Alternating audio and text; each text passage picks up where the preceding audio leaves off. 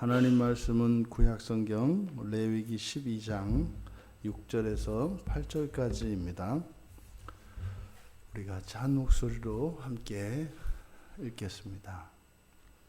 아들이나 딸이나 정결하게 되는 기한이 차면 그 여인은 번제를 위하여 1년 된 어린 양을 가져가고 속죄제를 위하여 집비둘기 새끼나 산비둘기를 회막문 제사장에게로 가져갈 것이요 제사장은 그것을 여호와 앞에 드려서 그 여인을 위하여 속죄할지니 그리하면 사녀리 깨끗하리라. 이는 아들이나 딸을 생산한 여인에게 대한 규례니라. 그 여인이 어린 양을 바치기에 힘이 미치지 못하면 산비둘기 2마리나 집비둘기 새끼 2마리를 가져다가 하나는 번제물로 하나는 속죄제물로 삼을 것이요 제사장은 그를 위하여 속죄할지니 그가 정결하리라. 아멘. 이제 출산한 여인들의 마지막 정결의 절차는 번제와 속죄제를 드리고 그리고 제사장의 속죄 선언으로 최종 마무리가 됩니다. 번제와 속죄제를 드린다. 이제 아이를 낳았고 그리고 이제 그 부정의 기간을 지났고 그리고 사녀리 깨끗해지는 이제 그 기간이 이제 다 지나면 다 되면 기한이 차면 그러면 이제 33일과 66일이 지난 일주일과 14일을 이제 합치면 총 40일, 80일 이렇게 됩니다. 그래서 부정의 기간과 사녀리 깨끗해지는 전체 기간은 아들을 낳은 경우에는 40일이 되고 딸을 낳은 경우에는 이제 80일이 됩니다. 그럼 이제 그 기한이 차면 40일이 되고 80일이 되었을 때 이제 그들이 여호와께 제사를 드립니다. 그럼 출산한 여인이 드리는 이 번제의 의미는 무엇이겠습니까? 번제는 전적인 헌신과 주권이 여호와께 있음을 고백하는 제사입니다. 그러니 이제 자신이 낳은 그 자녀에 대한 주권이 여호와께 있음을 인정하며 감사하는 행위입니다. 그래서 아들의 경우에는 이제 8일째 할례를 드림으로 또한 그것을 이 아이가 하나님께 속한 구별된 아이임을 이제 고백을 하죠. 그래서 이 번제는 감사의 의미로 드리는 것입니다. 그리고 전적인 주권이 하나님께 있음을 고백하는 신앙의 행위이죠. 그래서 이게 감사의 의미로 드리는 이 번제물은 그래서 형편에 따라 달라질 수 있습니다. 1년 된 어린 양을 가지고 번제를 드립니다만 형편에 따라서는 비둘기 2마리로 산비둘기나 집비둘기 새끼를 2마리를 가지고 각각 이제 한 마리는 번제를 위하여 한 마리를 속죄제를 위하여 하나님께 드린다라고 하는 이제 8절의 이 말씀에 따라서 어린 양으로 드릴 수도 있고 그리고 이렇게 비둘기로 드릴 수도 있습니다. 중요한 것은 감사의 마음이죠. 하지만 이 감사의 마음이 형편에 따라서는 달라질 수밖에 없는 겁니다. 하지만 속죄제물은 그렇지 않습니다. 속죄제물은 빈부의 격차 없이 이것은 모든 사람에게 공통적으로 속죄제물은 같습니다. 비둘기를 드리는 거죠. 그럼 이 속죄제라고 하는 것은 말 그대로 죄를 속죄하는 것입니다. 앞서도 우리가 살펴보았던 것처럼 뭐 아이를 낳은 일이 왜 그게 죄가 되겠습니까? 애쓰고 수고한 것이지. 그래서 이때 출산한 여인의 죄에 대해서 그 죄를 도덕적으로 부정하다라고 하는 부정하고 죄가 있다라고 하는 이것을 도덕적으로 법적으로 이런 의미이기보다는 존재론적인 것이다. 존재론적인 것이다. 그만큼 생명을 낳는 그 일에 그 여인들이 쏟아야 하는 여인들에게서 소모되어지는 그 생명의 힘이 굉장히 큰 것이죠. 그래서 결함이 있는 상태, 특별히 이렇게 보호와 보양이 필요한 그런 상태임을 나타내는 것입니다. 그래서 이 속죄제라고 하는 것은 최종적으로 사실 제사장으로부터 이제 완전히 건강이 회복된 것을 인정받는 그런 의미가 이 속죄제이겠습니다. 어쨌든 이 번제와 속죄제를 통하여 바로 출산을 한 여인들의 정결이 완전히 해결이 됩니다. 예수님을 잉태하고 출산했던 마리아도 이 정결의식을 따른 것을 우리가 볼 수 있습니다. 누가복음 2장에 보면 22절에서 24절에 보면 그때 마리아가 준비했던 것은 비둘기였습니다. 그러니까 비둘기 2마리를 가지고 이제 예루살렘 성전에서 번제와 속죄제를 드렸습니다. 그러니까 예수님을 잉태했던 그 마리아, 그 요셉과 그 마리아의 가정이 가정 형편이 매우 어려웠다는 것을 우리가 알 수 있습니다.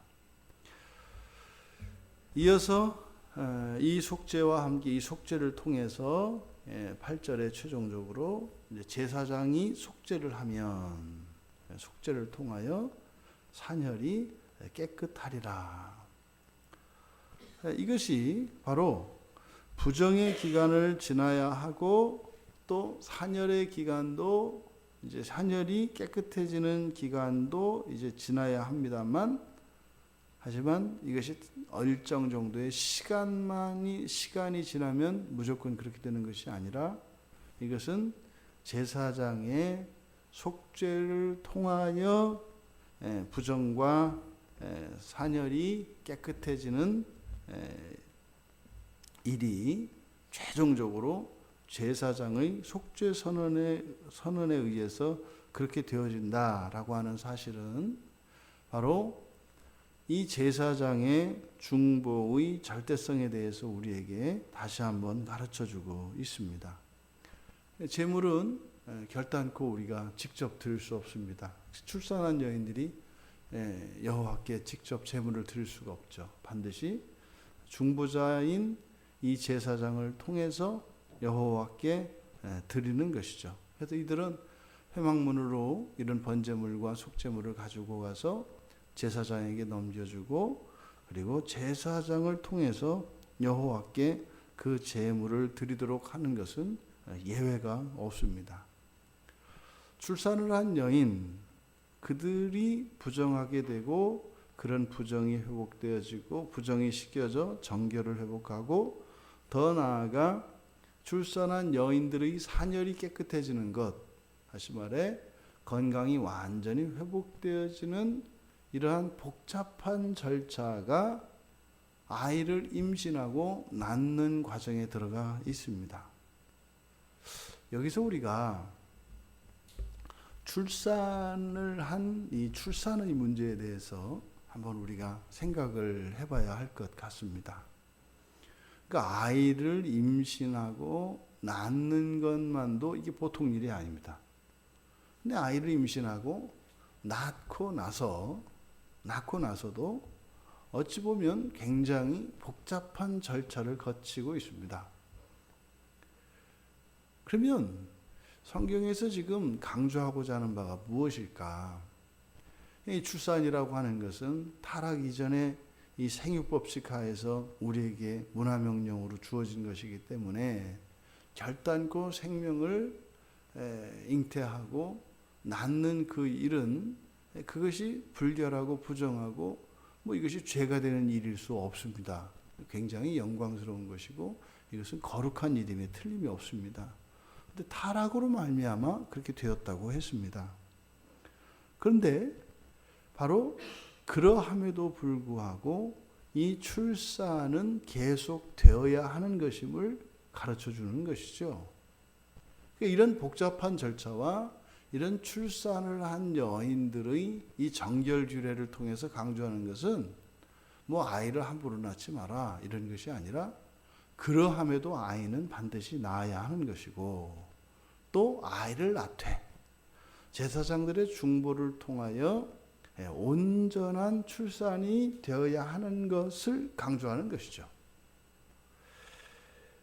2018년 그 우리나라 그 통계 자료가 이제 나왔는데 출산율이 0.98이라고 합니다. 0.98.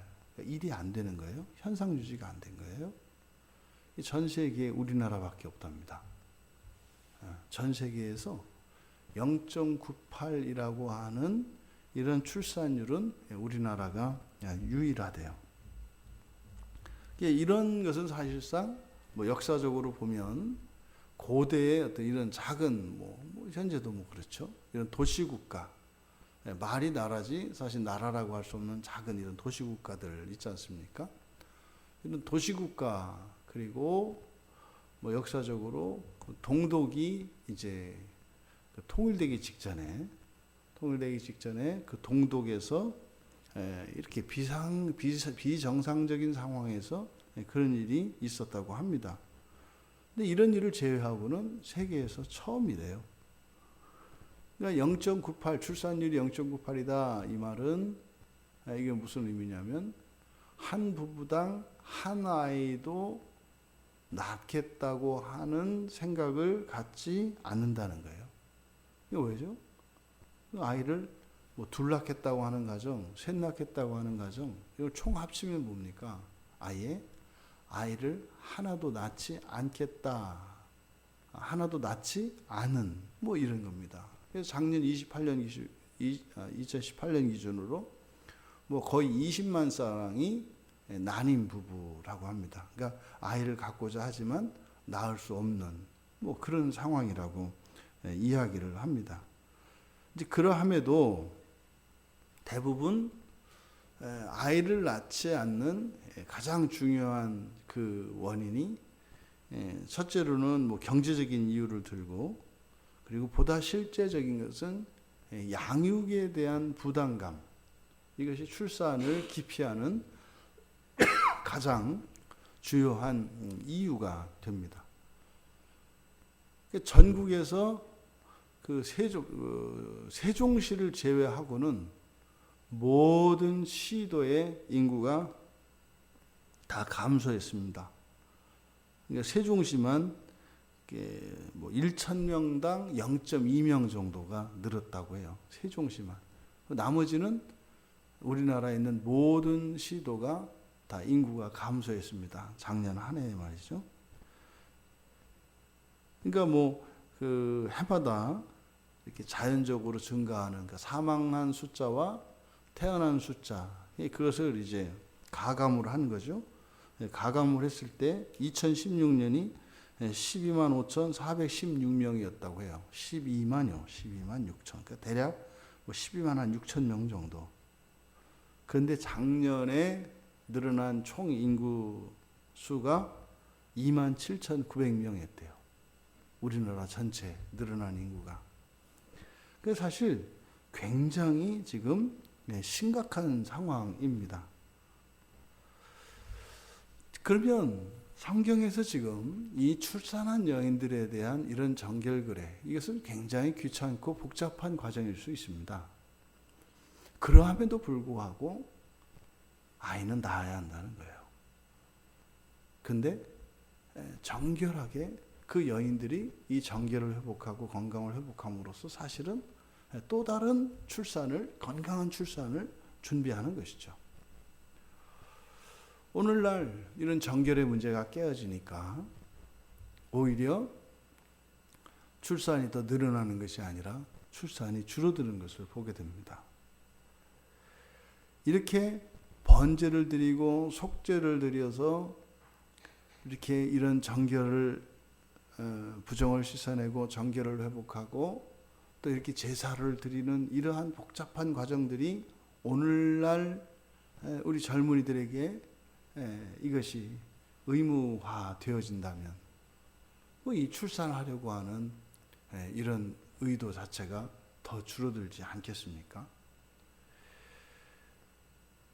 오늘날 이 심각한 상황에 실제로 이제 우리나라의 군인 숫자도 이제는 군인이 될 수 있는 자원 자체가 이제 말라버립니다.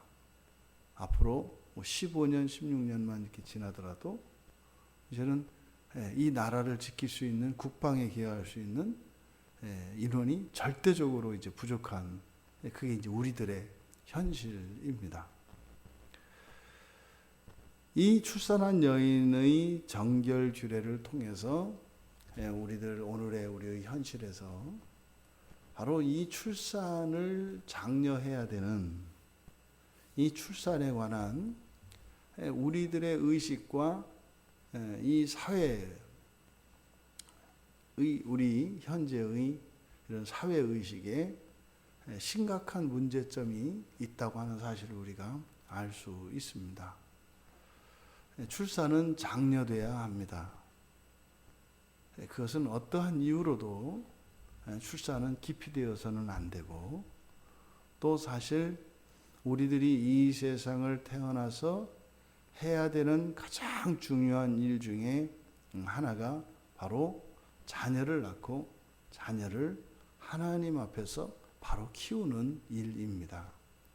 그래서 이 출산한 여인의 이 정결 규례를 통해서 생명을 낳고 그 생명을 하나님 안에서, 하나님의 주권 안에서 키워내는, 그래서 신앙을 전수하고 또 이 세상을 다스려야 하는 이 문화 명령을 전달하고 전수하고 또 그 문화 명령이 온전히 이루어질 수 있도록 생명을 낳는 이 일은 거룩한 사명인 것을 우리들이 다시 한번 기억해야 합니다.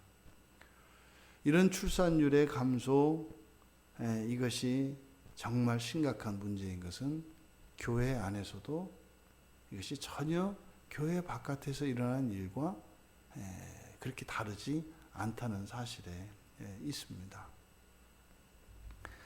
교회 안에서 이런 출산이 장려되어야 할 것이고, 또 이 출산에 대한 성경의 가르침을 통해서 이 인구가 감소하고 있는 이 작금의 현실에서 이 시대의 교회에 주시는 하나님의 말씀은 경고와 같이 들립니다. 이대로는 안 됩니다. 더 많은 아이들을 낳아야 합니다. 그것은 단순한 개인적인 문제가 아니라 이것은 이 시대에 이 교회에 주는 거룩한 사명인 것을 우리가 명심해야 할 것입니다. 우리가 이렇게 함께 하나님께 기도할 때, 하나님, 이 땅의 교회의 가정에 하나님의 생명, 하나님의 자녀들의 이런 생명이 더욱 풍성하여지고 더 많아질 수 있도록 우리가 깨어 기도해야 할 중요한 기도 제목인 것을 다시 한번 우리가 깨닫게 됩니다. 아이를 낳는 이 거룩하고 영광스러운 그 일에 그 가치와 의미를 깨달을 수 있는 우리 모두가 되시기를 주님의 이름으로 축원합니다. 존귀하신 하나님, 생명을 잉태하고 생명을 낳는 여인의 정결 규례를 통하여 출산을 하는 출산이 또한 저희들의 사명이고 거룩하고 영광스러운 일인 줄 또한 알게 됩니다. 하나님, 이 땅에 하나님께서 세우신 믿음의 가정들에게 자녀의 복을 허락하여 주셔서 정말 하나님의 선하신 뜻 안에서 풍성한 믿음의 가정들 되게 하여 주셔서 믿음의 가정들을 통하여 이 나라의 번영과 번성이 지속될 수 있도록 은혜를 내려주시옵소서. 감사하며 예수님의 이름으로 기도하옵나이다. 아멘.